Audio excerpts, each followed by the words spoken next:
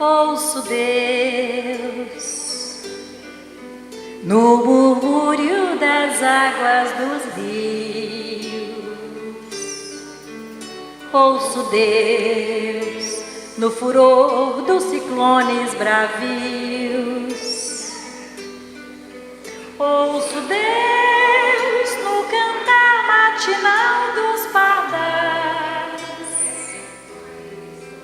Ouço Deus no lamento de pobres mortais.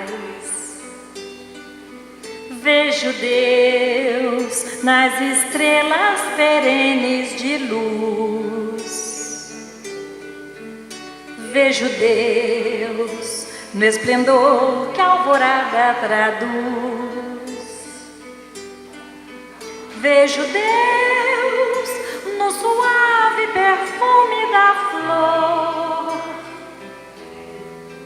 Vejo Deus no adeus, companheiro da dor. Sinto Deus na saudade que evoca a lembrança.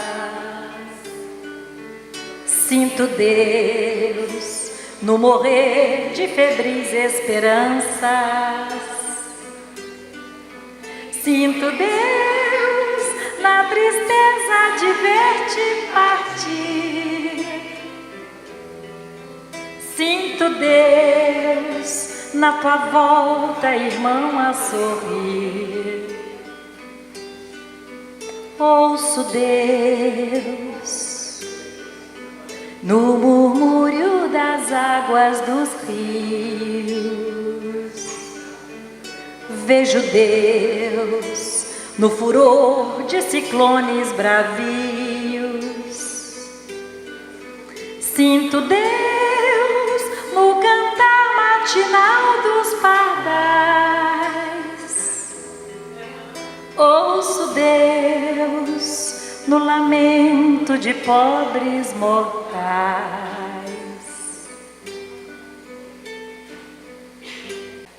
Gente, muito obrigada a todos pelo carinho, pelas vibrações, e um prazer enorme estar aqui com vocês. Que Deus seja louvado.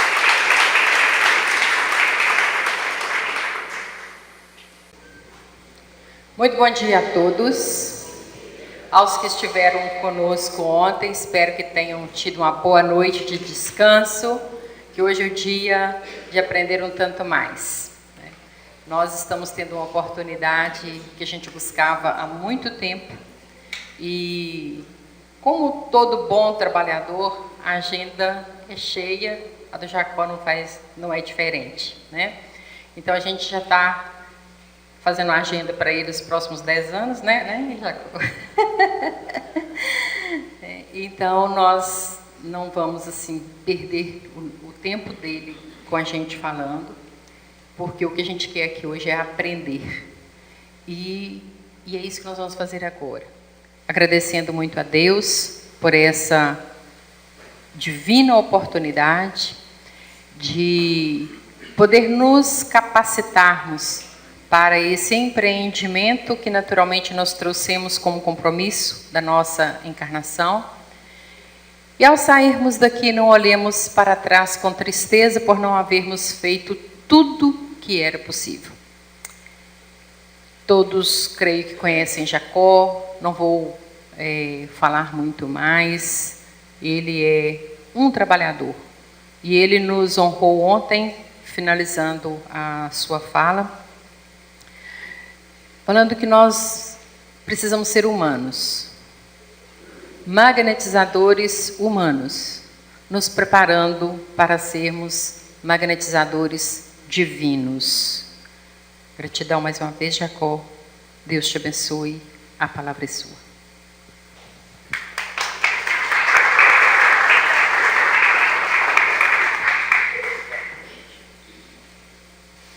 Bom dia. Tem muita gente disposta, né? Num sábado de manhã, uma hora dessa, já está aqui. Alguém aqui não esteve ontem? Tá bom. Então, para vocês que não vieram ontem, eu peço desculpas porque vou ficar sentado ao contrário do que sempre faço por conta da chikungunya. Então não tenho como ficar em pé. Mas vamos ver o que é que dá para a gente fazer ao longo do dia. Vai dar para a gente ver algumas boas coisas. E eu preciso ficar na outra posição. E eu espero que tudo isso seja muito útil. Para quem já esteve comigo em outros eventos, certamente algumas coisas aqui serão revisão. Outras talvez sejam algumas novidades. Mas o mais importante entre ser revisão, reciclagem, novidade ou não, o mais importante é que a gente veja as possibilidades de uso, de emprego. Muitas vezes, quando a gente participa de um encontro sobre magnetismo, algumas pessoas ficam com a sensação desagradável de: nossa, então eu fiz errado, eu estou fazendo errado, vou precisar mudar tudo. Dá uma sensação, às vezes, um tanto quanto meio que desesperadora ou desgastante. Mas a proposta nunca é essa, de que todo mundo vai e mude tudo, nem na casa, nem na sua própria vida. Agora, que a gente reflita o que é possível da gente ir melhorando. Porque não se justifica na vida a gente estudar o que quer que seja e não tirar nenhum proveito desse estudo. Principalmente quando a pessoa vem imbuída do propósito de ajudar ao próximo. E ainda que não seja ajudar o outro, de ajudar-se a si mesmo. Porque nós sabemos que todas as vezes que ajudamos alguém, de alguma forma nós estamos nos ajudando. Por que se costumava dizer que os melhores professores eram os mais antigos? Não é porque eles aprenderam mais, é porque à medida que eles vão ensinando, eles vão se robustecendo naquilo que eles conhecem. Então, um professor que dá muitas aulas e procura se atualizar, ele nunca vai ser alcançado, porque os outros ainda vêm por trás. Mas não quer dizer que os outros sejam ruins. Ele apenas está mais adiantado na caminhada, só isso. Então, eu gostaria que ninguém ficasse com essa sensação de estava fazendo errado, e agora como é que eu fico? Chega lá na minha casa, não vão aceitar. Porque essa realidade a gente se encontra com ela de um jeito ou de outro. E eu não estou dizendo isso em teoria. Quando eu comecei mesmo a estudar magnetismo, eu fui começando e já brigando. Não era eu que procurava briga, mas a briga já vinha naturalmente.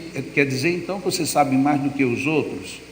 Eu disse: não, mas eu acho que eu estou lendo um livro diferente de vocês. E aí a pergunta era inevitável: qual é o livro que você está lendo então? Eu digo: o livro dos Espíritos. Eu acho que a gente está lendo livros diferentes, porque eu leio isso, e você lê o mesmo livro e não vê o que eu estou vendo. Aí era uma confusão, né? Logo, eu bem jovem ainda, 16, 18 anos, muito impetuoso, e eu falava mesmo, eu não arrodeava muito, eu não procurava muito meios, isso é péssimo.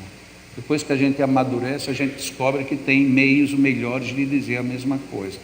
Mas o fato era que eu batia de frente, porque eu não me conformava com determinadas imposições que queriam fazer. Tanto é verdade que chegou um dia que eu tive que me afastar da direção da Federação Espírita do Rio Grande do Norte. Tamanha foi a incompatibilidade com tudo. Tudo que eu pensava era rejeitado, e aquilo é muito estranho, é muito ruim, porque você não se sente dono da verdade, mas você sabe que está certo. Eu trabalhei na Federação do Rio Grande do Norte muitos anos, já fazendo pesquisa.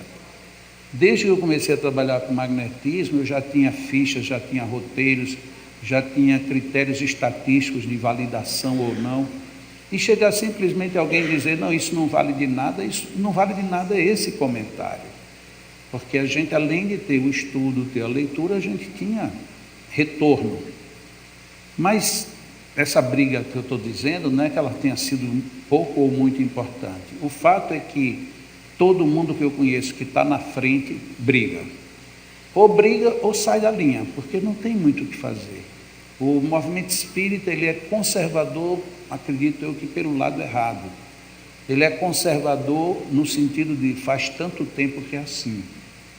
E não se para pensar se faz tanto tempo que está certo ou tanto tempo que está errado. Quem chega e que quer alterar alguma coisa é um problema. E o problema é sério, porque ele não se restringe a uma área. Normalmente a gente acredita que no meio espírita a questão mediúnica é bem resolvida. Não, não é. Pelo contrário, ela é muito mal resolvida. Primeiro de tudo, a gente não segue o livro dos médiuns. Para começo de conversa, o livro dos médiuns é um livro só para a gente dizer que leu. Porque quem seguir o livro dos médiuns, as reuniões mediúnicas vão tomar outro caminho, outro padrão. Segundo, a gente não aceita um médium com uma eclosão muito forte. Se ele entra na casa e começa a incorporar, começa a dizer que está vendo demais, ele já é taxado de obsidiado, ele tem que parar com tudo aquilo para ir estudar. Sim, quando é que eu vou trabalhar isso? Não tenha pressa, meu irmão. E não tenha mesmo não, porque vai ficar para a próxima encarnação, porque nessa não vão deixar você fazer nada. Se é na área da mediunidade de cura, são raríssimas as casas que aceitam médiuns de cura. A maioria que eu conheço teve que montar o trabalho. Normalmente são casas novas, porque não aceita, é muito medo, é muito isso, é muito aquilo. Então, estamos falando aqui de mediunidade. Se você quer fazer uma reunião de efeitos físicos, não, isso é coisa do passado, isso não tem espaço. Nosso trabalho tem que ser noutra área. E aí fica tudo redundante e tudo sem conclusão. Eu estou falando isso para que ninguém pense que eu estou só defendendo o magnetismo. Lamentavelmente, a gente padece de muita coisa. Na área da infância e juventude, a gente quer usar a mesma pedagogia das escolas dentro das salas de educação para criança. Não funciona também. Aí o que a gente vê muito? Tem as exceções, lógico. A gente vê muita infância e juventude abandonando tudo no meio espírita. Por quê? Porque o mundo oferece coisas muito melhores, ainda que ilusórias, são melhores. E parece que a gente não percebe que tem que mudar alguma coisa. Então esse conservadorismo é ruim. É ruim porque ele nos prende, não deixa que a gente progrida. Quando a nossa instituição foi inaugurada há 29 anos, o Lar Espírita Alvorada Nova, houve 2 tipos de suspiro, um de alívio, bom, agora ele não precisa mais vir para a federação. E o outro tipo de suspiro foi, ele agora que vai inventar as coisas dele longe. Aí o que acontece com 29 anos? O movimento espírita como um todo se referencia, não tem uma semana que não chegue alguém indicado por eles, ou muitas vezes eles vão para lá para se tratar. O que não é legal, eu não acho isso legal. O legal era que cada um tivesse a sua própria unidade de socorro, de ajuda, de apoio. Isso é que é o ideal, e não a gente ficar indo escondido. Nossa instituição recebe pastores para fazer tratamento, já tratamos de freiras, chegam todos disfarçados. Por que eles vão, se aquilo é uma casa que não bate com eles? Vão porque dá resultado, porque se não desse resultado, esse pessoal não tinha por que ir. E lá não tem um médium de evidência, a vantagem do magnetismo. Você não precisa ter um médium evidente, você precisa ter trabalhadores que entendam o que estão fazendo. Aí a ação dos espíritos é muito boa, porque um espírito trabalhar com alguém que sabe o que está fazendo é outra coisa, é outra história. É totalmente diferente da gente querer que os espíritos simplesmente trabalhem de qualquer jeito. De qualquer jeito eles não têm como trabalhar, eles não têm como fazer. Então essa luta que vocês encontram ou vão encontrar, de repente ver aqui alguma coisa e dizer, mas espera aí, então lá no nosso centro é tudo errado. Essa sensação é péssima, mas não brigue com ela de saída, vá com calma. Porque vão dizer assim, já sei, isso é coisa de Jacó. É o clichê que tem para matar qualquer coisa que você diga. Isso é coisa de Jacó. Pronto. Colocou essa palavrinha mágica, você destrói tudo, é impressionante. E aí quando eu escrevi o livro Reavaliando Verdades Distorcidas, que é um livro só em cima de textos de Allan Kardec, a gente vai até ver alguns textos aqui, eu peguei algumas pessoas que se posicionavam literalmente contra o magnetismo, e não eram pessoas comuns, pessoas de destaque no Brasil, e mandei de presente, e pedi a opinião. Até hoje, ninguém respondeu.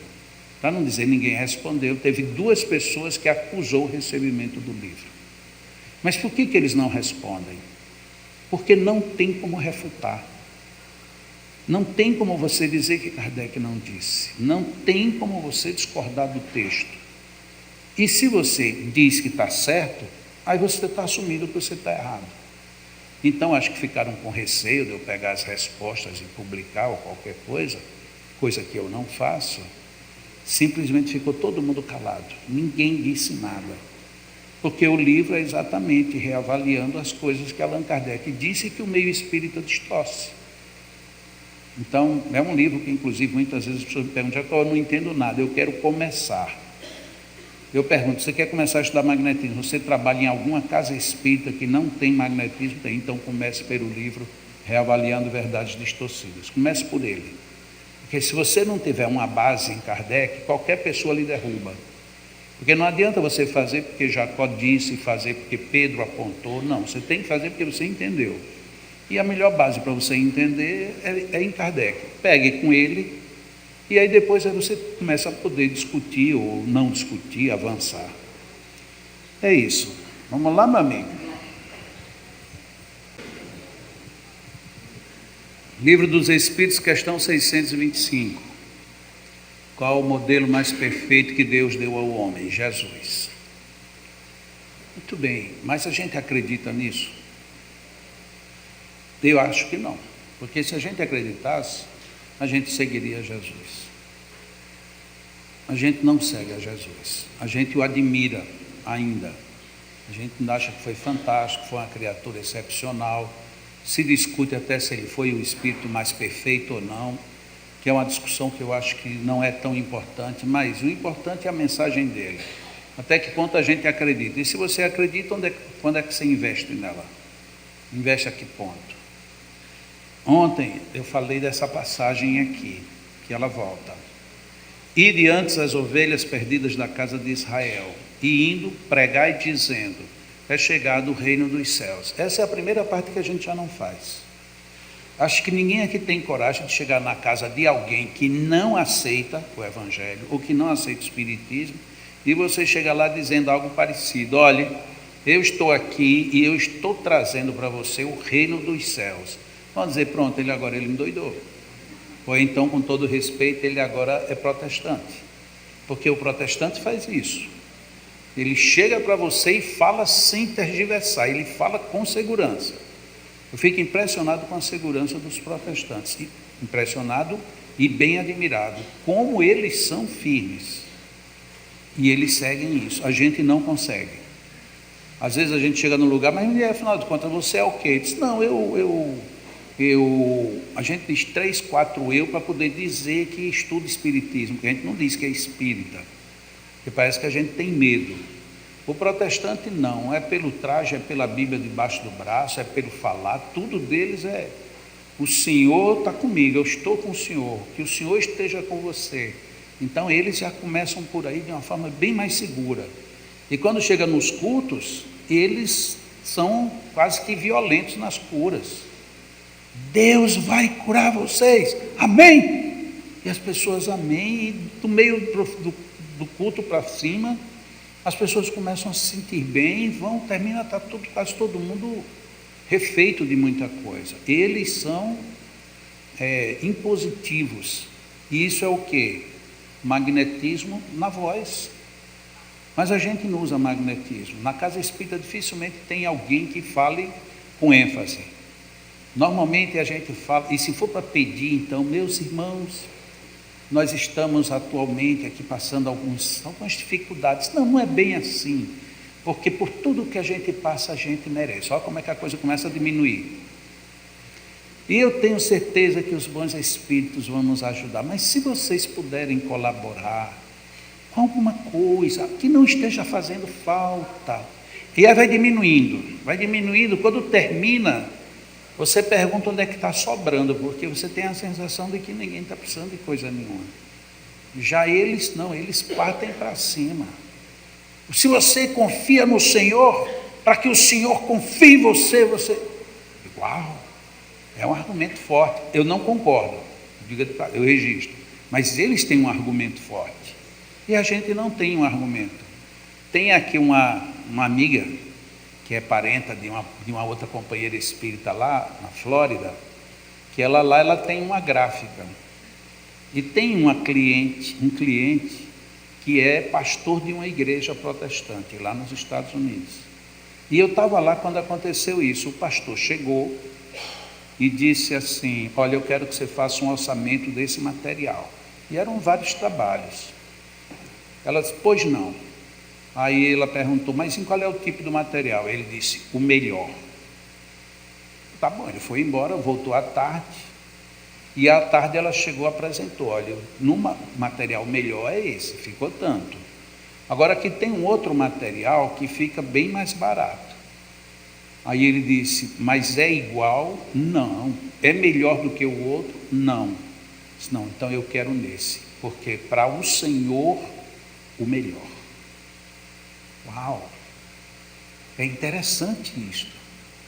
Por mais que você diga que esse dinheiro entrou de uma forma, de um jeito ou de outro, não interessa.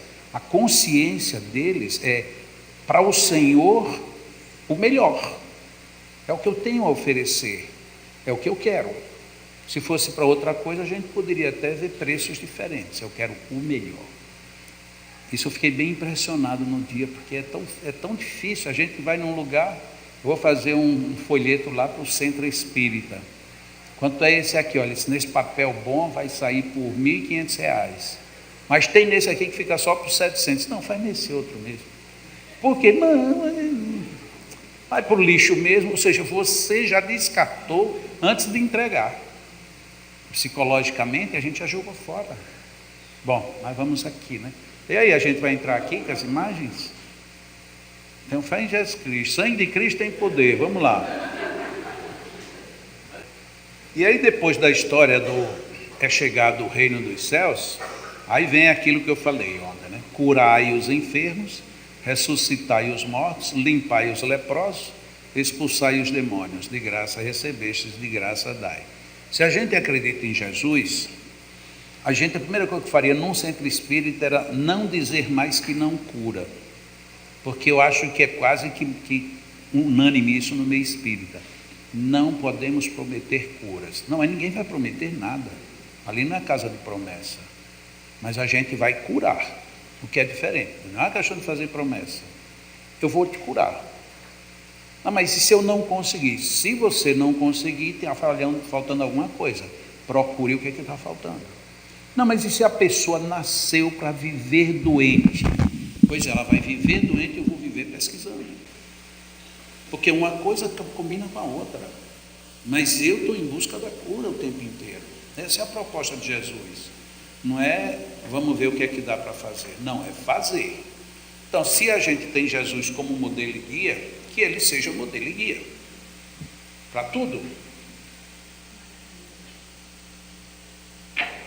E aquelas duas passagens que eu falei ontem, aquelas estão mais detalhadas. Marcos 7, 32 a 35. Trouxeram-lhe um surdo que falava dificilmente.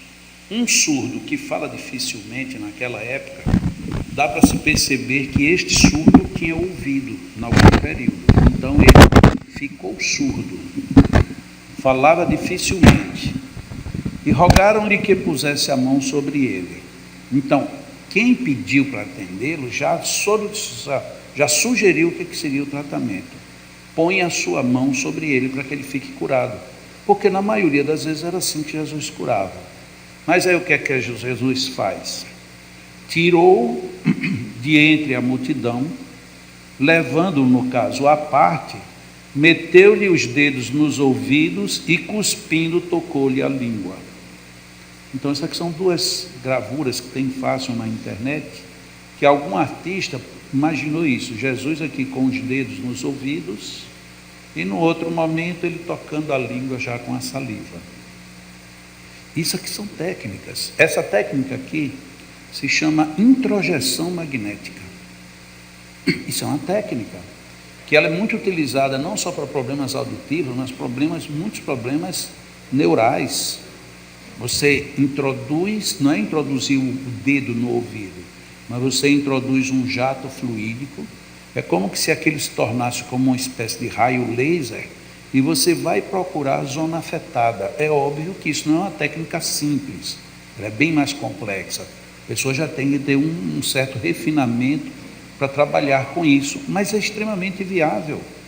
O que foi que Jesus fez? Jesus foi lá na zona cerebral que provocou a surdez do surdo, tocou a região e afetou-a para que ela ficasse regenerada magneticamente. E na língua, o homem tinha um freio na língua, ele falava dificilmente porque ele tinha a língua presa. Então Jesus pega a língua do homem, puxa, rompe, e para evitar infecção e sangramento ele passa saliva, que hoje a gente diz que saliva infecciona, e que não é tão assim, porque os animais quando se ferem, eles se curam ou curam uns aos outros através da saliva. Quando a gente tem pequenos cortes, algumas pancadas, a gente vai e manda saliva. E quando a gente se apaixona, aí já não é problema de doença, aí é outra coisa, né? E erguendo os olhos ao céu, suspirou e disse-lhe: Efatá, isto é, abre-te. Isso aqui é a parte em que Jesus disse: eu vim para cumprir a lei e os profetas. E abriram-se-lhe os ouvidos, a prisão da língua se desfez e falava perfeitamente. Então Jesus não fez o que pediram, apenas impor as mãos. Jesus tira ele da multidão e trata a pessoa fora, com sofisticação, com técnicas. E a outra passagem que eu também falei ontem, de novo em Marcos, no capítulo 8, chegaram a Betsaida e trouxeram-lhe um cego e rogaram-lhe que o tocasse. Jesus, pois, tomou o cego pela mão e o levou para fora da aldeia. Esse foi muito mais sério, porque no outro ele simplesmente tirou da multidão, esse daqui não, ele levou para fora. Ou seja, Jesus não queria que a multidão visse. Por quê? Porque era um recurso técnico mais especializado. Porque se fosse um negócio simples, ele faria na frente de todo mundo. Mas aí já não é tão simples. Então Jesus, cuspindo-lhe nos olhos e impondo-lhe as mãos, perguntou-lhe: vês alguma coisa? E levantando ele os olhos, disse: estou vendo os homens, porque como as árvores os vejo andando. Então tornou a pôr-lhe as mãos sobre os olhos, e ele, olhando atentamente, ficou restabelecido, pois já via nitidamente todas as coisas. Eu acho que até foi uma brincadeirinha meio sem graça de Jesus, né? Por isso que ele quis fazer bem longe de todo mundo. Pega um ceguinho, que não vê nada, cego de nascença, aí diz: agora eu vou lhe curar. Deve ter feito um bochecho, e tchufo, cospe nos olhos do ceguinho. É uma covardia, né? Já imagina se fizer isso dentro de um centro espírita. Chegar um ceguinho, você aqui, ó, eu vou curar o ceguinho, dar uma cusparada na cara do ceguinho, vai ser um negócio sério. Então Jesus não queria que isso fosse comum, porque não era o fato de cuspir, era tudo o que envolvia a circunstância. Então, primeira coisa, ele cospe e impõe as mãos. Uma contextualização que é necessária. O que a gente entende hoje por impor mãos é totalmente diferente do que era entendido naquela época, tanto por conta do idioma, que era muito restrito, quase tudo era chamado de imposição, como também porque a descrição não tá explícita. O que é impor as mãos? Impor as mãos é você levar as mãos a alguém, que pode ser com movimento, sem movimento, com pancada, sem pancada, tudo isso é impor as mãos. Então, o que seria impor as mãos? Quando ele coloca os dedos nos ouvidos, aquilo é uma imposição de mãos, mas extremamente específica. Então, Jesus, ele notava que algumas coisas poderiam ser feitas de forma pública, outras não, porque não era conveniente as pessoas saírem se cuspindo umas às outras, a título de querer curar as pessoas. Mas isso mostra que é possível a gente fazer o que estava e está à nossa disposição. Vamos lá, Allan Kardec no Evangelho, no capítulo 19, item 12, a gente ainda vai voltar a esse capítulo, ele coloca uma interrogação que no contexto confirma o que ele dizia de magnetismo. O Cristo que operou milagres materiais, mostrou por esses milagres mesmo que pode o homem quando tem fé, isto é, a vontade de querer e a certeza de que essa vontade pode obter satisfação. Aí tem duas coisas já que a gente pode ver. Primeiro, o que é milagres materiais? Aqui, Allan Kardec estava querendo, não era nem Allan Kardec, foi o Espírito que deu a mensagem. Ele estava querendo dizer literalmente, milagres no corpo físico.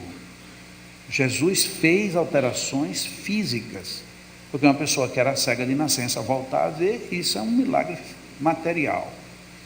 Depois, quando ele diz aqui, basta que se tenha fé, aí aqui veio uma definição de fé que passa batido no nosso meio. O que é fé? Fé é a vontade de querer e a certeza de que essa vontade pode obter satisfação. Então, fé não é ter uma vontade, um desejo, é a vontade de querer, é algo muito maior, tanto que ela vem com ênfase. E o Espírito que deu a mensagem ainda acrescentou, e essa certeza, a certeza, ela tem que ser de que essa vontade, melhor dizendo, ela pode obter satisfação. O que tem de muito iluminado nisso daí? Essa daí é a bendita fé humana, que está lá no Evangelho. O que é a fé humana? A fé humana, ela não depende de você crer ou deixar de crer no que quer que seja, ou em quem quer que seja.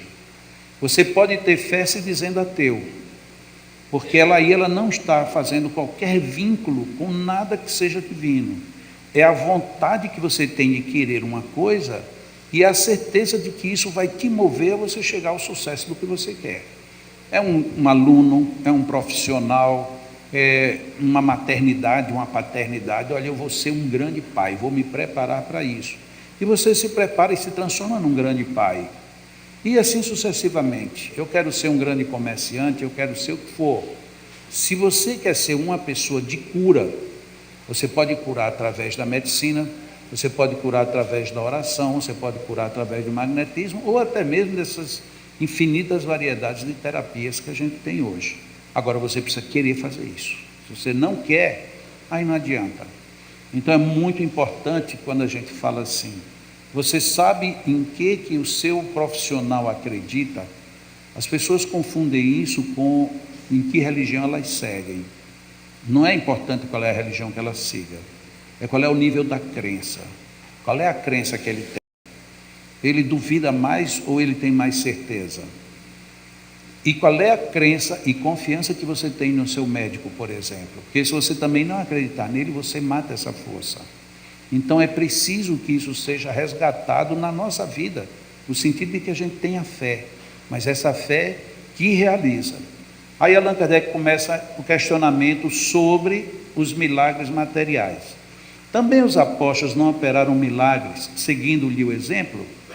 Ora, que eram esses milagres, senão efeitos naturais, cujas causas os homens de então desconheciam, mas que hoje, século XIX, em grande parte se explicam e que pelo estudo do espiritismo e do magnetismo se tornarão completamente compreensíveis. A gente já está falando em evangelho. Ele fala em magnetismo lá no início, a gente já está lá no Evangelho e está lá Allan Kardec ainda colocando que é preciso que se estude magnetismo com espiritismo. Para quê? Até para que a gente entenda como é que esses milagres acontecem e que a gente reproduza. Não é só para entender que aconteceu. O que aconteceu, aconteceu. Eu posso até não querer acreditar. Mas por que aconteceu? Como é que acontece? Até que ponto eu posso fazer? Jesus prometeu. Pode fazer tudo que eu faço e até mais. Sim, mas para eu fazer o que ele fazia, eu tenho que ter uma condição próxima. Se não de moral, pelo menos de conhecimento, para que isso ande. Livro dos Médiuns. No Livro dos Médiuns, no capítulo 17, ele diz uma frase que se aplica a praticamente tudo. Se faz indispensável o estudo prévio da teoria para quem quiser evitar os inconvenientes peculiares à experiência. Você quer fazer alguma coisa, então estude a teoria primeiro. No nosso caso, onde é que está a nossa teoria? Nós temos duas teorias. A gente tem uma teoria que nós chamamos de a teoria espírita, propriamente dita, que vem das obras, inicialmente das obras de Allan Kardec. Só que aqui a gente já sofreu um pequeno engodo. Durante a vida inteira, eu pelo menos, na vida inteira eu ouvi que Allan Kardec tinha o Pentateuco, as obras básicas. E parece que ele só tinha isso. E isso era impressionante. Talvez, não me lembro com precisão, mas talvez tenha sido uma das minhas primeiras brigas, ainda muito jovem. Por que só são 5 se esse homem nunca parou de escrever? Quer dizer que as outras coisas que ele escreveu não tiveram valor, foram destituídas de valor? Então, além dos 5 livros básicos, tem outra infinidade, a começar pela Revista Espírita. A Revista Espírita foram 12 volumes, onde cada volume tinha uma revista por mês. E desde que ele começou em janeiro de 1858 até março de 69, ele nunca faltou um único mês. Quer dizer, ele viajava, ele se correspondia, ele escrevia livros, porque nesse período ele escreveu os 5, e escreveu outros, né? Viagem Espírita, o que é o Espiritismo, Principiante Espírita. Escreve todas essas revistas e aí a gente chega e diz assim, só 5. Mas quem foi que teve essa autoridade de dizer que só são 5? Essa autoridade pertence a quem? Eu não sei. Mas foi e até hoje a gente vive envolvido nisso.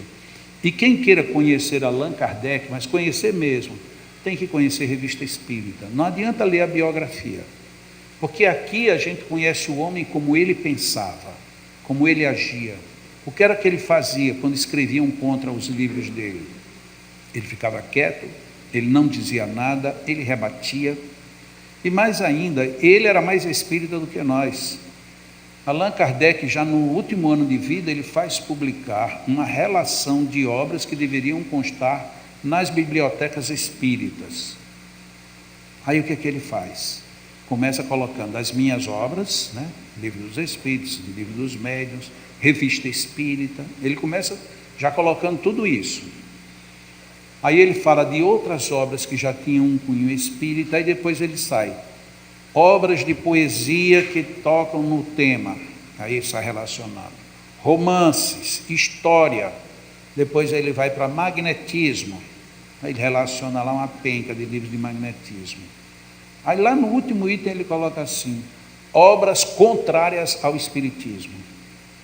É muita coragem. Porque às vezes tem um livro espírita que a gente não gosta do autor, a gente proíbe no nosso centro.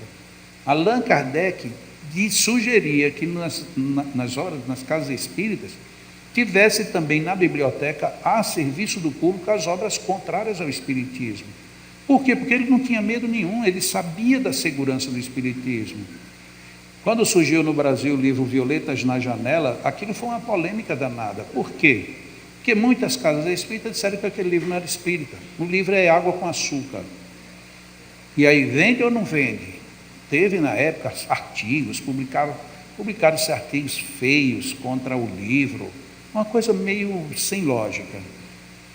Quando a gente passa o tempo, um pouquinho só, e aí olha para trás, aí descobre que não teve nenhum outro livro do tipo que tenha colocado mais gente dentro da casa espírita do que Violetas na Janela. Quer dizer, o livro fez um benefício enorme, mas a gente fica discutindo o sexo dos anjos. É um negócio impressionante. Enquanto isso, Allan Kardec sugere que a gente estude obras que são contrárias, até para a gente conhecer os argumentos dos que são contrários. Quando eu estava pesquisando sobre suicídio, eu descobri que lá nos Estados Unidos tinha uma sociedade publicadora de livros, que ela se dedicava a estimular o suicídio. Eu disse, meu Deus do céu, como é que pode? O nome da sociedade é Sociedade Cicuta, que em inglês é Hemlock Society. Eu consegui o endereço dessa editora e aí pedi o catálogo. Na época eles tinham poucas obras, eles parece que tinham 14 ou 15 livros. A favor de eutanásia, a favor de suicídio, a favor da aborto e pena de morte. Então, já viu que é uma literatura bem complicada, né? O que é que eu fiz? Eu estou estudando sobre suicídio, eu vou desconhecer isso? Não, eu pedi todos os livros. E realmente foi um período de leitura, aquilo é terrível. É impressionante como as pessoas conseguem reverter tudo para o mal. Mas como é que você vai depois orientar alguém que está sendo orientado por um grupo desse, se você não conhece os argumentos deles? Eu acho que Allan Kardec, ele pensou exatamente assim. Depois da parte do espiritismo, nós temos a teoria magnética. E na teoria magnética a gente tem as obras de Mesmer, todas foram traduzidas para o português. A capa atual já nem é esta, mas tem o livro Mesmer, A Ciência Negada, acho que é isso, que é o livro de Paulo Henrique de Figueiredo. Então tem todos os livros que Mesmer publicou, estão num livro só em português. Isso aqui tem 12 anos, mais ou menos, 13, que foi publicado no Brasil. Depois nós temos Marquês de Ponsegui, que é chamado pai do sonambulismo, foi um dos primeiros grandes seguidores de Mesmer. Esse livro tem aí, aqui, Memórias para servir a história e ao estabelecimento do magnetismo animal. Então, Marquês de Ponsegui foi o pai do sonambulismo. E esse foi o mais importante livro deles. Deleuze, Allan Kardec chamou Deleuze de o sábio, na Revista Espírita. Para Allan Kardec chamar um cara de sábio, publicamente, o cara tem que ser bom. Esse livro de Deleuze foi aquele que eu falei ontem, em que ele ensina a tirar dores e técnicas de sonambulismo, dentro de muitas outras coisas. Também já é publicado. A capa que tem aí já é a capa nova, não é mais essa. O livro do Barão de Potê. A Barão de Potê hoje ele já tem publicados no Brasil, tem Magnetismo Animal, Manual do Estudante Magnetizador e o Magnetismo em Oposição à Medicina. Já tem 3 livros deles. O único que a nossa editora publica é este. Esse daqui é difícil, porque é uma editora pequena lá de Porto Alegre, de Pelotas, e esgotou, acho que eles não tiraram mais, pelo menos por enquanto está em falta. E esse daqui é uma editora de São Paulo. Então, Barão de Potê foi aquele que eu falei ontem, que foi professor de magnetismo de Allan Kardec, professor e colega. Depois nós temos Charles Lafontaine, que foi o magnetizador que eu reputo de mais corajoso da época. Ele ia para as cidades da Europa e ele alugava teatros e anunciava e ia fazer curas num teatro público, pedindo que os médicos trouxessem seus pacientes. É muita coragem. Traga o seu doente que eu vou curar aqui no palco. Ele estava em Veneza, no final desse livro ele conta essa história. Ele estava em Veneza fazendo curas, quando o delegado foi procurá-lo, disse que ele estava expulso da cidade, porque se ele continuasse fazendo aqueles milagres, ele iria ser mais conhecido do que Jesus Cristo, e ele não queria ele na cidade. Aí, como o Lafontaine ele era muito bem relacionado, ele procurou 3 embaixadores de 3 países, e com esses 3 embaixadores ele foi conversar com o governador de Veneza, pedir para revogar a decisão do delegado. Aí o governador revogou, disse: o senhor Charles Lafontaine pode ficar em Veneza pelo tempo que ele quiser, desde que não faça cego ver nem surdo ouvir. Ou seja, não precisa nada mais eloquente do que isso. Quer dizer, eu sei que você cura, mas eu não quero que você cure. Isso é no Charles Lafontaine, A Arte de Magnetizar.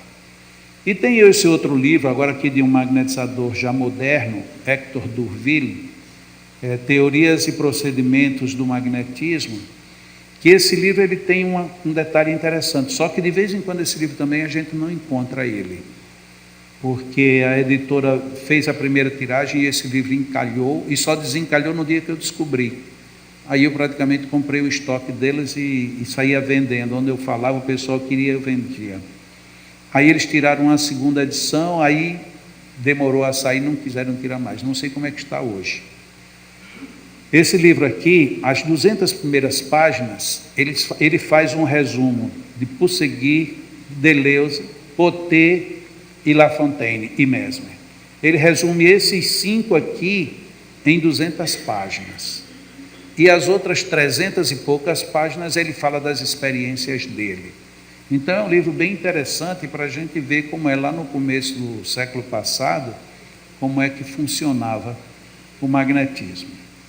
Essa é a parte teórica e prática. Desculpa, teórica espírita e a teórica magnética.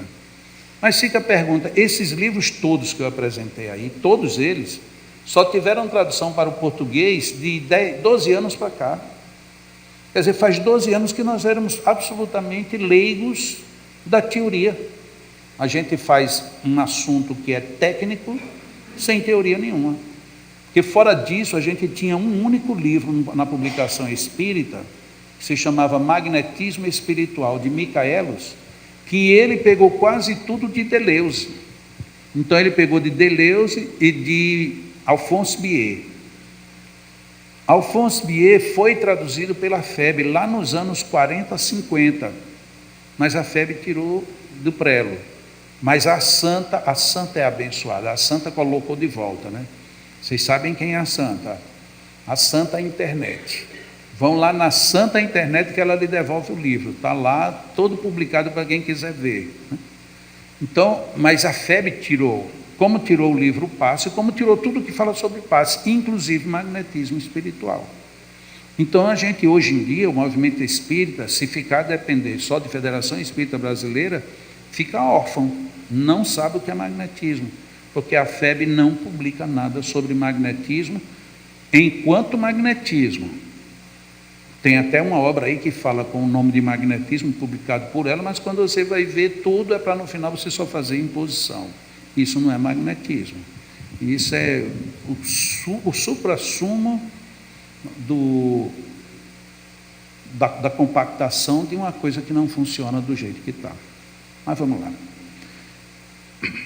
Livro dos Espíritos, questão 424, que eu também falei ontem rapidamente. Por meio de cuidados dispensados a tempo, podem reatar-se laços, prestes a se desfazerem, e restituir-se à vida um ser que definitivamente morreria se não fosse socorrido? Então, a pergunta de Kardec é, a pessoa morre e não morre, se ninguém fizer nada, ela morre. E aí, tenho como fazer alguma coisa? E os Espíritos responderam com toda ênfase, sem dúvida, e todos os dias tendes a prova disso. O magnetismo, em tais casos, constitui muitas vezes poderoso meio de ação, porque restitui ao corpo o fluido vital que lhe falta para manter o funcionamento dos órgãos. Então, quem é que dá moratória? É o magnetizador. Ah, mas os espíritos não interferem? Interferem. Mas eles precisam de um magnetizador, porque quem tem fluido vital é o magnetizador, não são os espíritos. Mas aí a gente não quer ler. Ou a gente lê e fica meio confuso. Ou então, que eu ontem até disse que ia comentar, mas não comentei, tem a outra versão que hoje está correndo aí no meio espírita, e é uma versão forte, porque está sendo feita em seminários, e já tem vários vídeos, já tem até livro escrito. Allan Kardec se arrependeu, mudou de ideia, e não existe mais fluido vital. Não existe fluido vital. A primeira coisa que eu digo é assim, se Allan Kardec se arrependeu, ele deveria ter procurado os espíritos, porque isso daqui foram os espíritos que disseram, não foi ele. Então a primeira falha não é de Allan Kardec, é dos espíritos. E aí vamos começar a complicar a obra espírita, porque se eu digo que Allan Kardec já não concorda mais com o fluido vital, mas a teoria do fluido vital, apesar de que ela já era antiga, ela é referendada aqui, pelos espíritos, aí eu pus em xeque a questão. Depois a pessoa diz, e isto se comprova na Gênese. Foi na Gênese que Kardec mudou de ideia. Essa pessoa que disse isso me fez a mim uma caridade enorme, porque eu já li a Gênese várias vezes, por necessidade mesmo de estudo. Eu digo, olha, agora eu vou ler a Gênese de capa a capa, porque não é possível que tenha passado e eu não tenha percebido. Pode acontecer, eu estou focado em querer a afirmação, posso não ver a negação. Aí eu peguei a Gênesis e saí capa a capa procurando. Li todinha, reli toda, só para procurar onde foi que Allan Kardec mudou de ideia. Allan Kardec não mudou de ideia. Aí eu digo, olha a ousadia desse pessoal. Diz uma coisa, joga, isso se torna uma verdade no meio espírita, e daqui a pouco a gente fica sem ter como. Aí eu fui assistir o seminário, né? Depois de tudo, agora eu quero assistir o seminário. e assisti o seminário em vídeo. E ele está lá explicando. Então, como é que se dá a cura? A cura se dá da seguinte forma. Uma pessoa, vamos chamar de magnetizador, ele está saudável e tem vontade de lhe curar.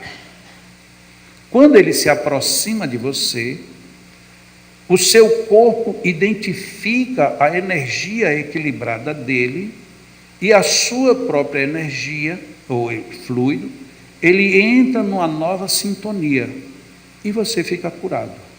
Não precisa você doar, não precisa você fazer nada. Ou seja, é um processo osmótico, é uma osmose. Aí eu disse, bom, toda teoria, ela tem que ser boa pela afirmativa e pela negativa. Ela não pode ser boa só num caminho.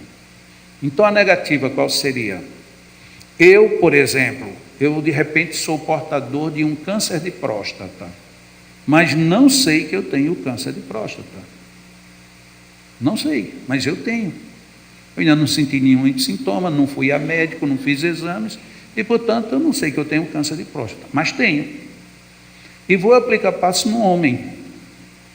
E ele vai absorver as minhas energias. Aí ele vai absorver tudo, ou o que ele vai absorver? De repente ele tem uma descompensação prostática. O que ele vai absorver de mim? A minha desarmonia, que nem eu sei que eu tenho. Porque se há um princípio de lei, ela tem que valer para todos os lados. E aí o que ficaria complicado? Uma mulher vai receber passe com outra mulher. Você já examinou suas mamas antes de vir me aplicar o passe? Por que não? Porque se você tiver um caroço, é que eu pego. A gente ia endoidar, ficaria maluca a coisa. Mas as pessoas colocam essas teorias com tanta ênfase, com tanta segurança, que a nossa insegurança faz com que a gente duvide. Porque, olha, depois de um texto desse aqui, você dizer que foi Allan Kardec que mudou de ideia, e olha aqui onde é que está a coisa, restitui ao corpo o fluido vital que lhe falta. E o que é que esse fluido vital faz? Mantém o funcionamento dos órgãos. Isto aqui é orgânico, é físico. Aí o que é que esse mesmo autor diz? Fluido não é substância. E onde é que ele foi tirar essa conclusão? Porque lá no início Allan Kardec falou em fluido elétrico e não existe fluido elétrico. Sim, na época os termos todos eram um só.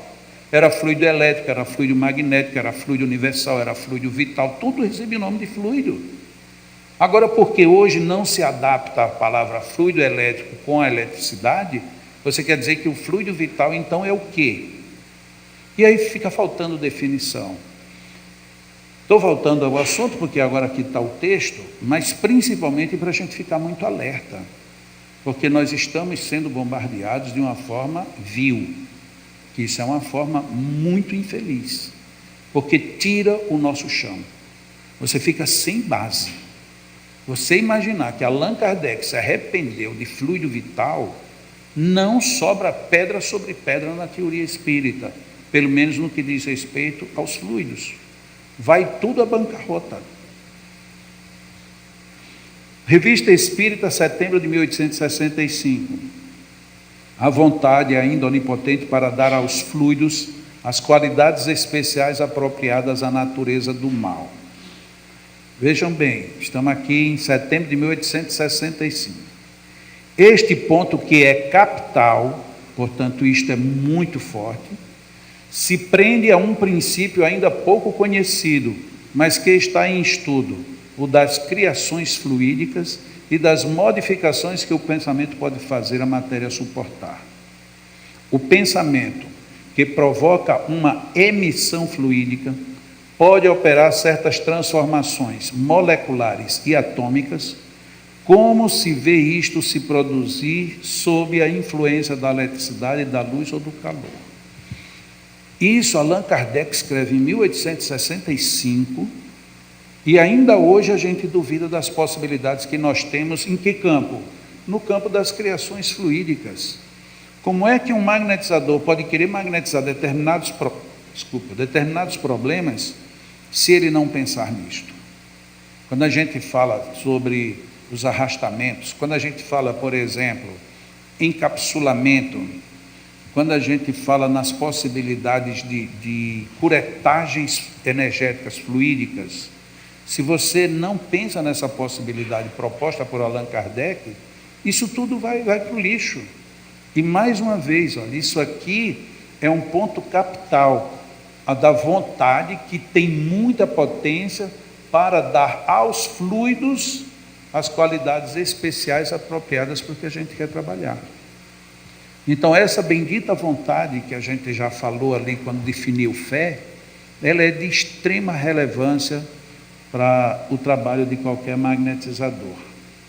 Ainda na Gênese agora, agora na Gênese, no capítulo 14, o fluido universal é o elemento primitivo do corpo carnal e do perispírito, os quais são simples transformações dele.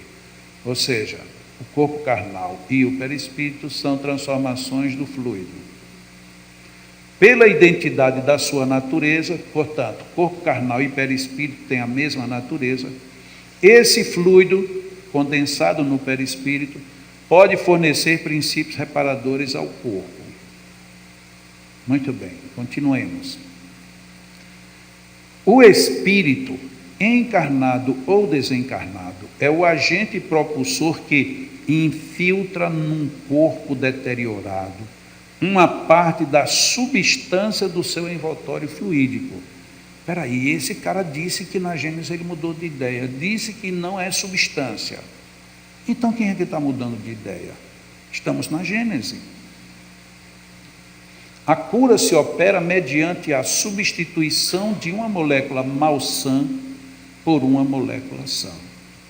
Opa, estamos falando de molécula, estamos falando de matéria, estamos falando de substância e estamos falando de fluidos, porque tudo começou lá no fluido universal. O fluido vital é elemento do fluido universal. Então, a gente precisa entender. Essa postura aqui, inclusive de Kardec, se vocês observem, ela é extremamente didática. Começa com o fluido, que o corpo e o perispírito são feitos desse mesmo fluido, portanto, há um perfeito vínculo entre os dois, e que ele pode infiltrar num corpo deteriorado, doente, uma parte da substância do seu envoltório, que é exatamente o que se dá. Quando eu te aplico um passe, eu te projeto um tanto da minha substância. Que substância? Fluídica, perispirítica. E ainda continua. O poder curativo estará, pois, na razão direta da pureza da substância inoculada. Então, a substância ela tem que ter uma boa qualidade. Mas depende também da energia da vontade, que quanto maior for, tanto mais abundante a emissão fluídica provocará, e tanto maior força de penetração dará ao fluido. Força de penetração, não é força de osmose. E ainda continua, depende ainda das intenções daquele que deseja realizar a cura, seja homem ou espírito. Então a gente tem que estar bem intencionado. Quando a gente fala hoje de foco, um bom magnetizador ele tem que ter foco. Você está atendendo uma pessoa, o ruído de uma criança correndo está lhe perturbando, você não tem foco ainda. Exercite-se mais. Não, mas é porque, olha, está muito barulho, está muito calor, você não conseguiu foco. Quando você estiver com um paciente, o universo é você e o seu paciente. Isso é foco. Aí você vai descobrir o que o paciente precisa, o que o paciente tem. No curso que eu estou preparando sobre tato magnético, a gente vai dar muitas técnicas para desenvolver. Mas se você não tiver foco, aquelas técnicas vão ser apenas mímicas, vai ser brincadeira. O foco é fundamental. Você tem que praticamente entrar no mundo psíquico do seu paciente. Aí você começa a ouvir coisas, sem ser mediúnico, você começa a sentir, você começa a perceber. Então isso é importantíssimo. É a minha intenção. Eu só consigo expressar a minha intenção bem relacionado. Por que que quando a gente tem raiva de uma pessoa, a nossa raiva atinge a pessoa? Porque a gente fica focado. Você me paga. Na próxima vez que eu lhe pegar, você vai ver. Deus estava com muita raiva quando fez você. Olha como é que eu estou, mas eu lhe pego, você me paga. E você fica ruminando aquilo. É foco. Infelizmente, quando a gente pensa no mal, a gente consegue estabelecer um foco fechado. Mas no bem a gente escapa muito rápido. No bem você diz assim, ai, que coisa boa. A reunião hoje estava tão boa. Aí uma pessoa buzina atrás de você. Nossa, de onde é que vem esse apressado? Pronto, você já saiu do foco. Você já entrou na buzina do outro. Quando você está na onda do bem, pode acontecer o que for. Você fica. Então a questão do foco é fundamental. Que é exatamente, eu estou chamando o foco como uma derivação dessas nossas intenções. E na questão 555 do Livro dos Espíritos, Allan Kardec questiona sobre o sentido que se deve dar ao qualificativo de feiticeiros. E os espíritos responderam de uma forma bem sintética. E Allan Kardec depois faz um belíssimo comentário. Aqui foi o que os espíritos disseram. Aqueles a quem chamais feiticeiros são pessoas que, quando de boa fé, gozam de certas faculdades, como seja, a força magnética ou a dupla vista. Então, como fazem coisas geralmente incompreensíveis, são tidas como dotadas de um poder especial, sobrenatural. Aqui está a definição. Quem é um feiticeiro? É uma pessoa que tem boa fé. Eu tenho boa fé. E pessoa que goza de certas faculdades. Força magnética. Eu sou magnetizador. Aquele colocou ou a dupla vista, ou seja, ou um ou outro. Eu tenho as duas, que eu também tenho dupla vista. Então eu sou um homem de boa fé, tenho força magnética e tenho dupla vista. Logo eu sou um espírita. Né? Por favor, coloquem isso.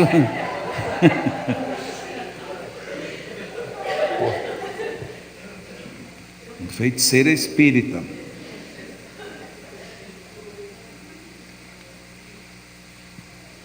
Então, só que se você chamar qualquer pessoa de feiticeiro espírita, no meio espírita você tá complicado. É bruxo, é.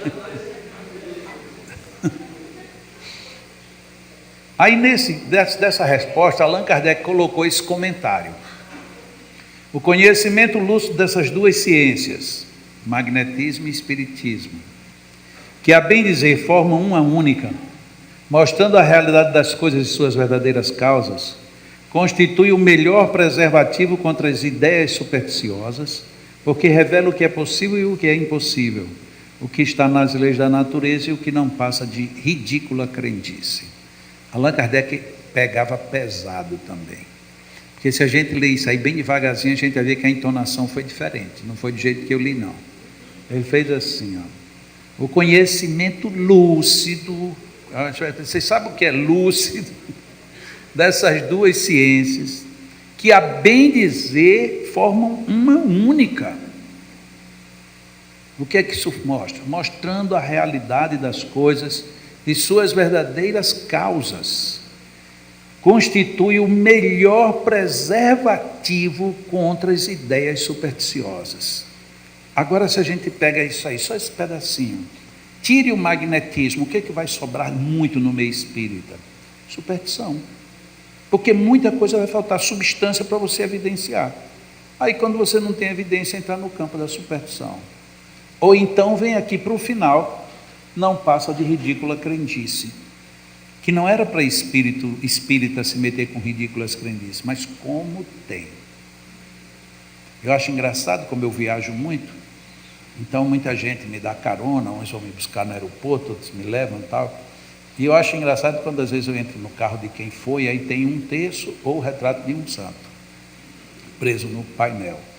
Eu não digo nada, não comento. Mas é tão interessante como as pessoas assim, olha, já leva esse carro daqui, quem dirige também é minha sogra. Eu digo, que bom, pois é, porque ela é muito católica e ela colocou isso aqui. Às vezes as pessoas ficam no afã de sair do negócio, né? Acho, não tem problema não, você quer usar o texto, use, mas veja se isso combina com o que você imagina. Aí entra na briga, né?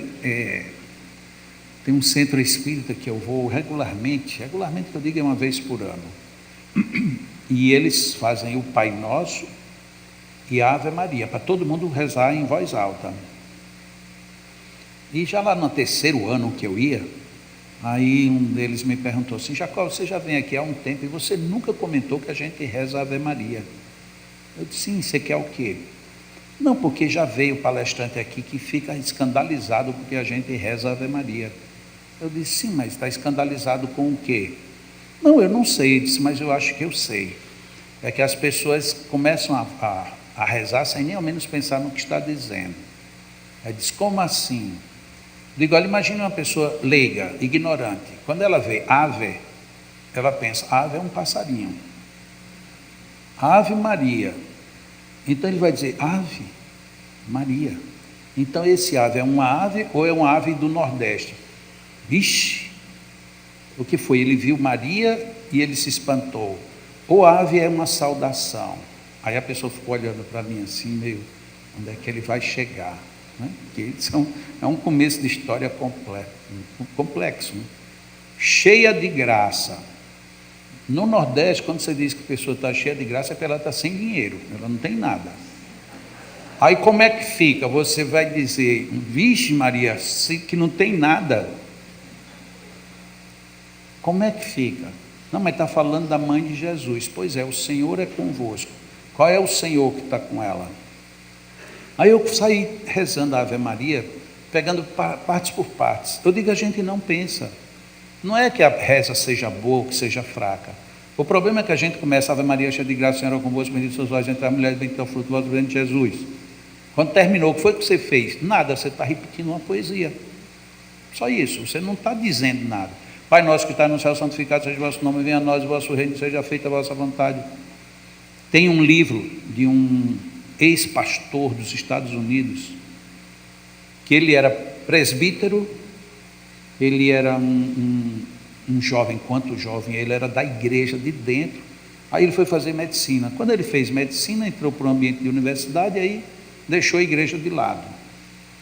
Aí começou a medicar, estava indo bem financeiramente. Aí um belo dia, ele escutou alguém rezando o Pai Nosso.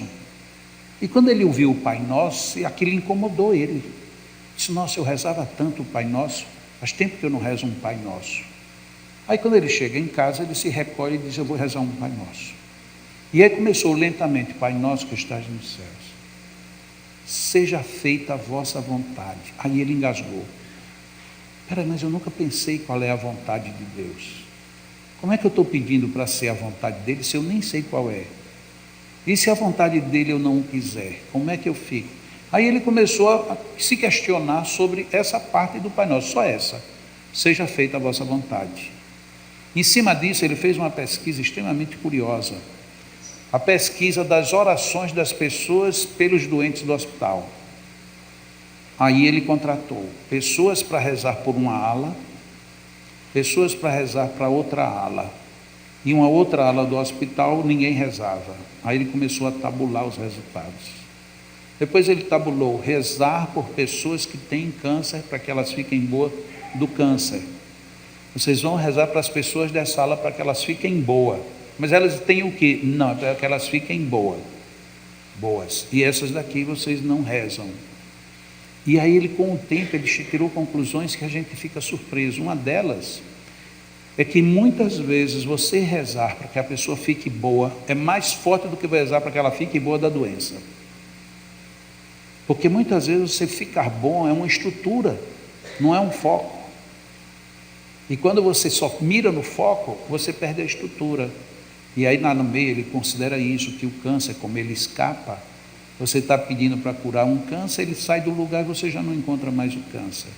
Mas se você reza para a pessoa ficar boa, você atinge ela toda. Aí ele chega às condições de que a prece são atemporais, que você pode rezar pelo passado e você pode rezar pelo futuro, com resultados, que aí tudo isso ele fez pesquisa. Elas são atemporais e não espaciais. Tudo isso porque ele parou para pensar exclusivamente no seja feita a vossa vontade. O cara desenvolveu uma pesquisa maravilhosa. Isso já tem aí uns 15 anos que essa pesquisa foi publicada e revolucionou na época. Porque você pegou um pedacinho de uma frase do Pai Nosso, aí a gente fica rezando o Pai Nosso como se fosse uma ladainha. Então a gente perde muito com esse tipo de, eu não posso chamar Pai Nosso, Ave Maria de ridícula crendice, mas tem muita gente que reza Pai Nosso e Ave Maria sem efeito nenhum, e depois reclama de que não deu nada certo. Eu rezei tanto Pai Nosso e tanto Ave Maria e não deu nada. Deixa eu contar uma historinha bem curtinha aqui. Eu assisti um filme meio sem querer. Quando eu viajo, principalmente nessas viagens que eu me demoro mais em aeroporto, eu assisto filmes. Porque eu estava vivendo uma vida em que eu não tinha mais nenhum momento de lazer. Nenhum. Porque quando eu estava no avião, eu era escrevendo, respondendo e-mail, escrevendo artigo, lendo. E eu estava vendo que eu estava ficando meio lento. Eu digo, agora nas viagens eu vou levar filmes. Porque eu passei mais de 20 anos sem assistir nenhum filme. Eu digo, então tem bons filmes aí que dá para assistir. E aí, numa viagem recente, eu coloquei lá um filme, e quando o filme começou, era um filme de bang bang moderno. Eu digo, rapaz, eu vou viajar, assistir um filme de bang bang, tem lógico um negócio desse? Não tem.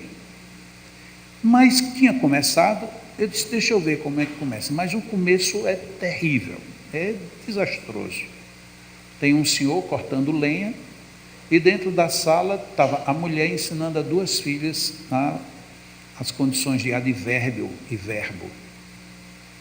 E aí de repente aparecem uns índios, e quando o homem cortando viu os índios, assim, olha, corram para o mato. Mas venha também, disse, não, eu não posso, eu tenho que defender nossa casa, mas corram. Os índios vêm de lá, decepam o cara, matam ele na hora. A mulher demorou, aí quando foi fugindo com as duas meninas e um bebê no peito, eles matam as duas meninas, e tentam, e ela consegue se esconder. Eles procuram, não acham ela de jeito nenhum, e ela fica em pânico, lógico, né? Perdeu o marido, tocaram fogo na casa, a mulher de repente fica sem nada. E a mulher está com um bebê no braço, e aqui tudo cheio de sangue. Quando ela chega, aí nisso vem uma patrulha que estava levando uma pessoa para outro lugar, e passa lá por ali. E vê aquilo que tinha sido incendiado, o corpo, ainda estava tudo ainda fumegante e tal.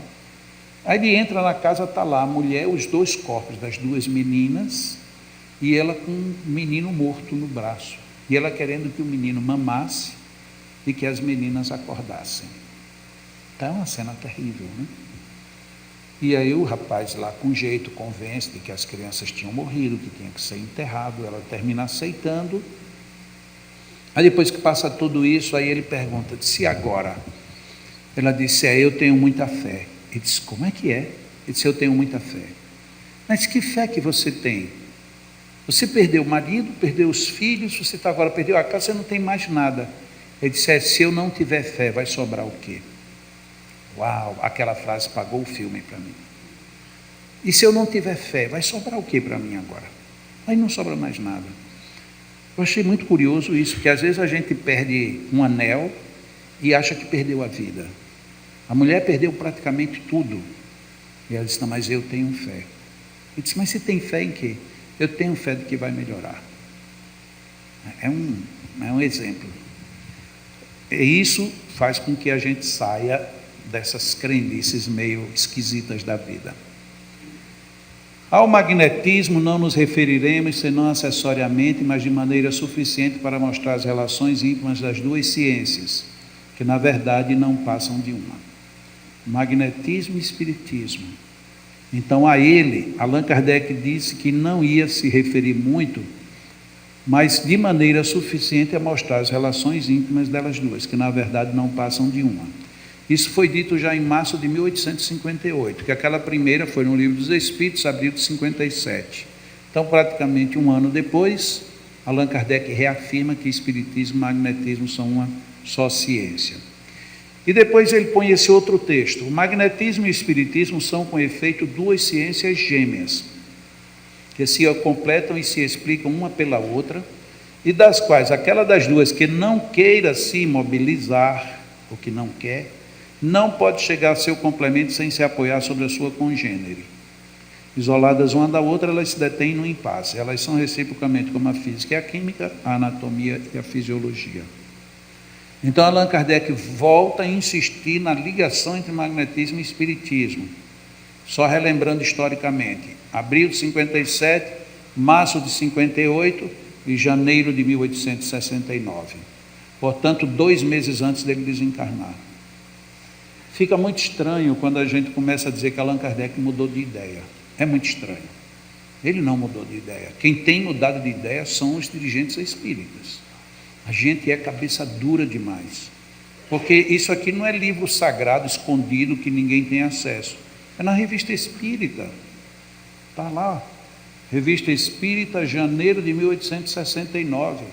Num artigo que ele fala da estatística dos espíritas. É só você ver, já lá quase no final do artigo tem ele dizendo isso. Então não tem como a gente deixar o magnetismo de fora. E deixa, mas deixa com prejuízos. Livro dos Médiuns, Laboratório do Mundo do Invisível. Allan Kardec questiona sobre um espírito que visitou uma mulher e tirou uma caixa de rapé do bolso. E aí ele pergunta, mas esse espírito foi lá? Disse, não, não era espírito, ele era encarnado. Mas ele esteve lá? Não, ele não esteve. Mas ele foi visto e tirou a caixa de rapé para mostrar que era ele mesmo.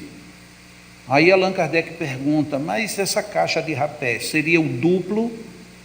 E os espíritos usam um artifício interessante. Ele diz, é uma aparência, mas não como você entende. Aí Allan Kardec, para não ficar de fora, ele diz assim, mas se fosse um veneno? Porque ali ele tinha perguntado se o rapé, se alguém pegasse aquele rapé e cheirasse, se faria efeito. Ele disse que sim. Aí ele pergunta, e se fosse um veneno? Ele diz, isto não seria permitido. O que é bom, porque nos deixa a salvaguarda do risco de um espírito simplesmente fazer veneno e matar a gente. Então, se colocarem veneno nessa água aqui, foi alguém que colocou, não foram os espíritos. Porque não é possível fazer isso, de acordo aí com uma lei divina. Aí, no comentário sobre isso, Allan Kardec trata dessa questão água. A teoria que é apresentada no capítulo 8 do Livro dos Médiuns fornece a solução de um fato bem conhecido em magnetismo, mas inexplicado até hoje, o da mudança das propriedades da água por obra da vontade. Qual é o problema da água? Primeiro, a gente fez algumas corruptelas estranhas, né? O nome é magnetismo animal. Depois a gente ficou chamando só de magnetismo. O meio espírita chama de passe. Acontece que quando você vai procurar passe na obra de Allan Kardec, não tem. Na obra de Allan Kardec só tem magnetismo. Aí chegou aquele outro que eu falei ontem, que mandou que você riscasse as palavras magnetismo. Se a gente fizer isso, não vai sobrar nada. Mas vamos lá. E a água, o que foi que aconteceu com a água? A água era água magnetizada. Hoje se chama de água fluidificada, que também é uma coisa que não existe. Água fluidificada é redundante. Toda água é fluida.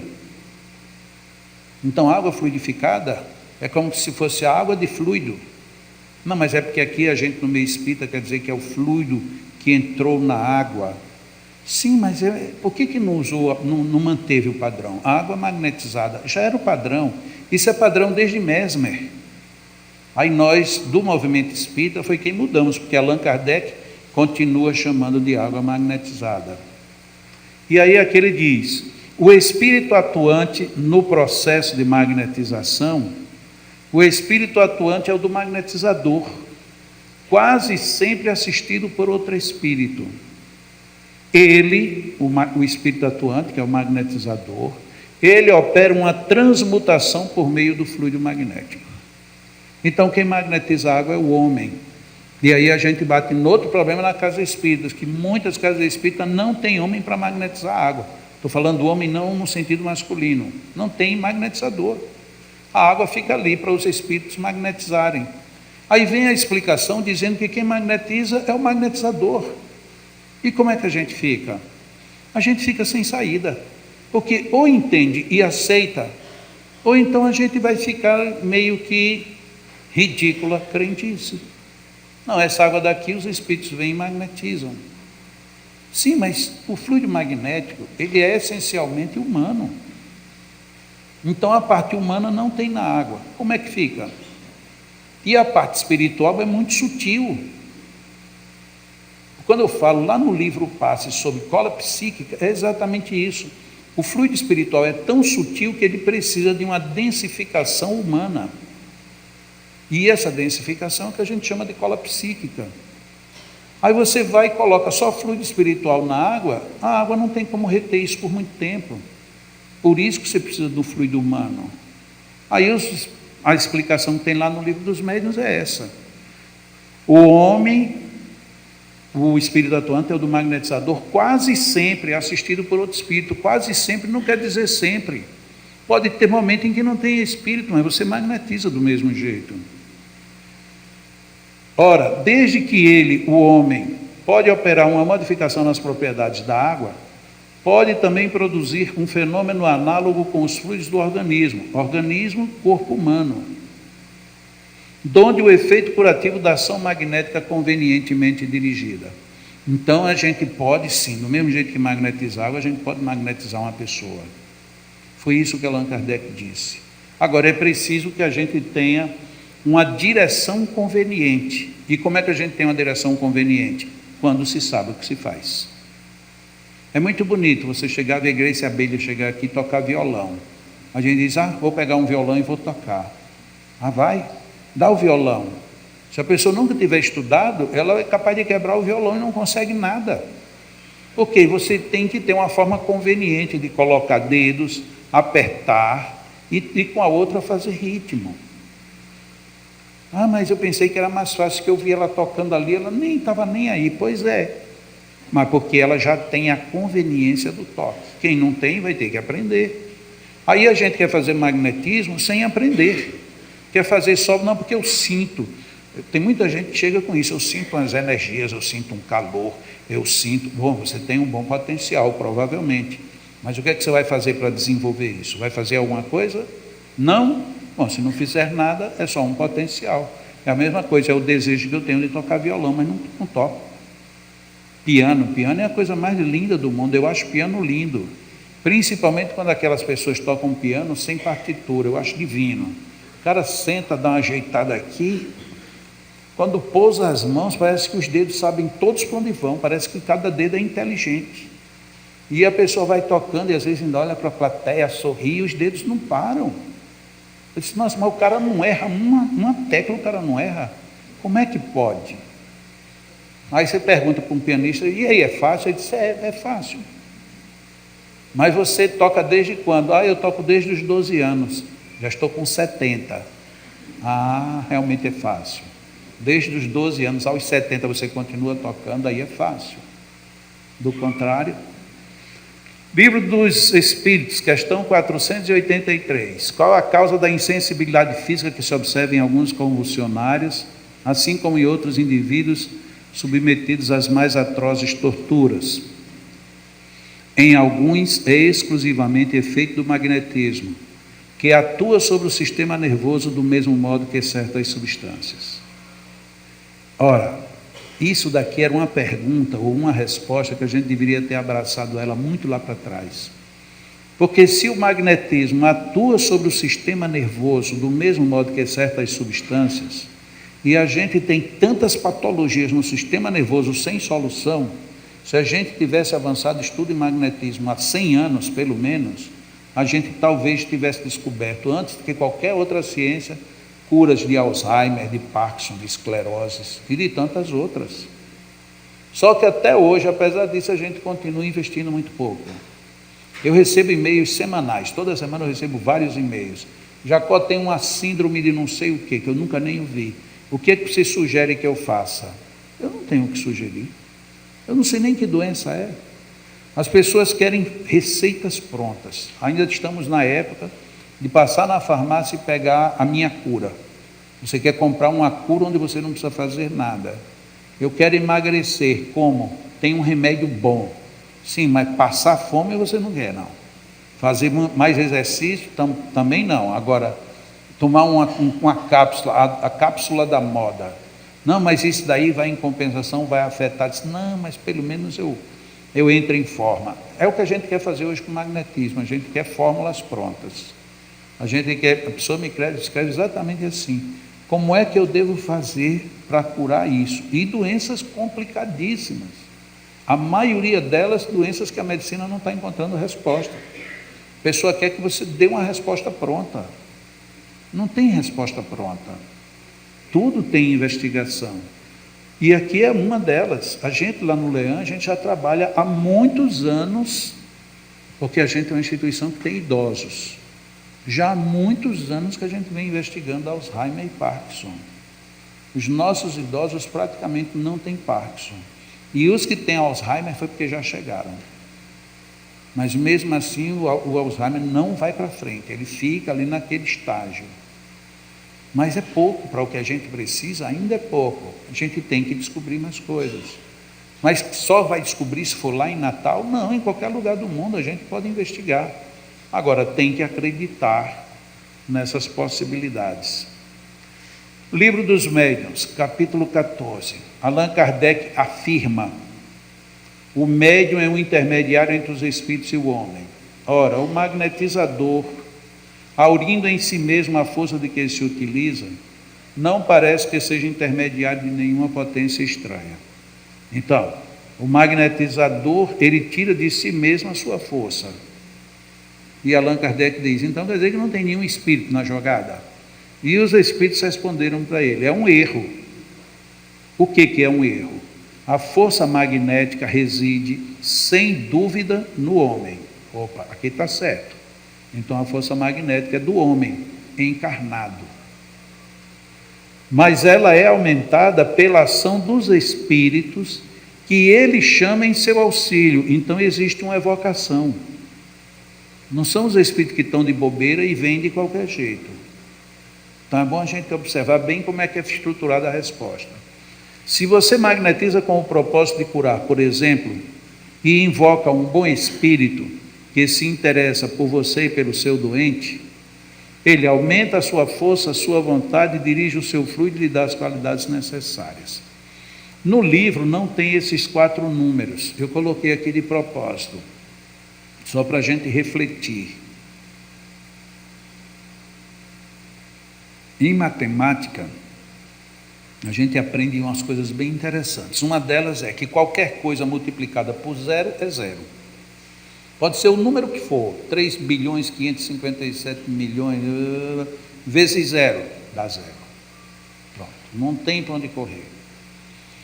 Então eu fiz com isso aqui praticamente uma reflexão matemática.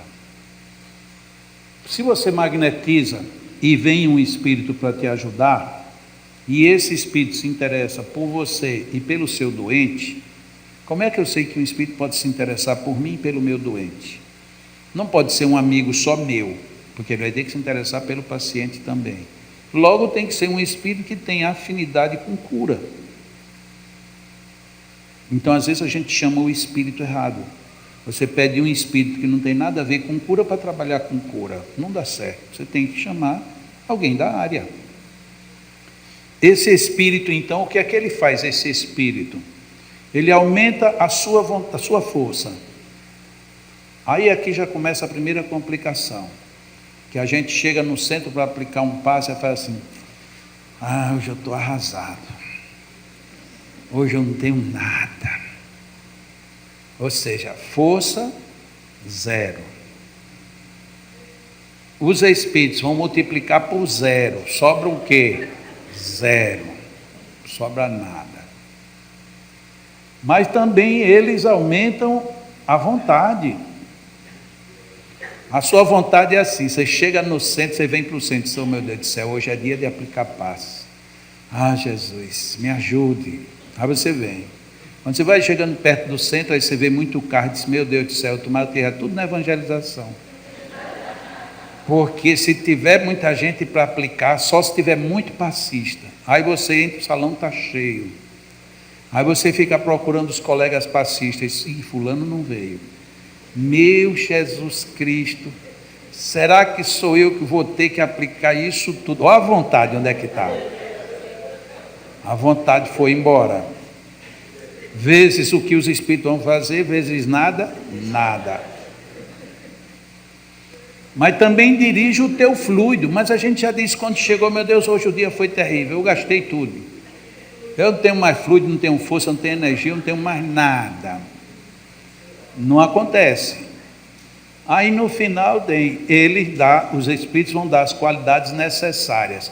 Vai dar a qualidade necessária a quê? A nada. Então, o que é que sobra? Nada. Isso matematicamente falando, né?